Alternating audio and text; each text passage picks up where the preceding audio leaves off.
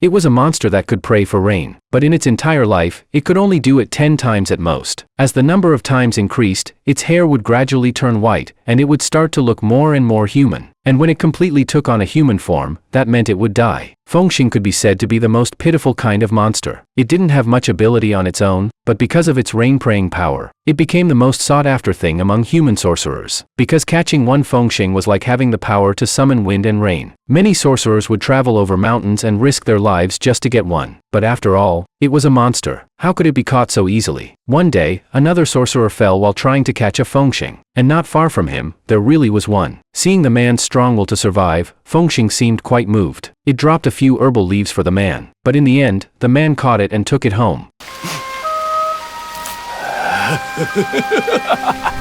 他见你受伤，给你送药，你却要烧死他。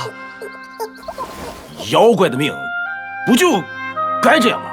The man's family had been sorcerers for generations, but because he was slow-witted, he was always looked down upon. This time he finally caught a Fengxing, to prove himself to others. But his son was a kind-hearted person. Just because this monster had helped his father, he absolutely refused to let his father use it to pray for rain. Hearing this, the man raised his hand in anger. But seeing the pleading look in his son's eyes, he softened. He had to give up for the time being. But how could he have imagined that in just one night, his son would sneak away with Fengxing? The boy untied Fengxing and told it to leave quickly. But the little monster not only refused to leave, it even asked foolishly, "If I leave, your father will get angry. So why are you letting me go?" How could the boy have expected the little monster to be so adorably dumb? But then his father came looking for them. Seeing the fierce man coming, Fengxing got scared. It quickly hid in the boy's arms, and the boy held it tightly against his chest. No matter how fierce his father's expression or how sharp his words, he refused to hand over Fengxing. Because his late mother had once said that a person must always repay kindness. Fengxing had helped his father, so they could not harm it. Seeming to realize that he couldn't win against his son, the father sighed deeply and had to give up.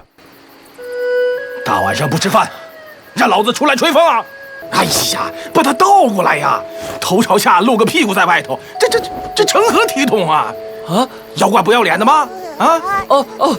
And so, thanks to the son's repeated resistance, this silly little monster became an important part of the Shen family. They treated her like a daughter, like a little sister. Under the protection of both father and brother, Fengxing spent a very happy time. She no longer had to hide everywhere like before. She could appear openly in people's sight, because now, in the eyes of outsiders, she was just a little girl named Shen Feng. But it was precisely because of this hard-won life that later she gained the determination to die for what she believed in.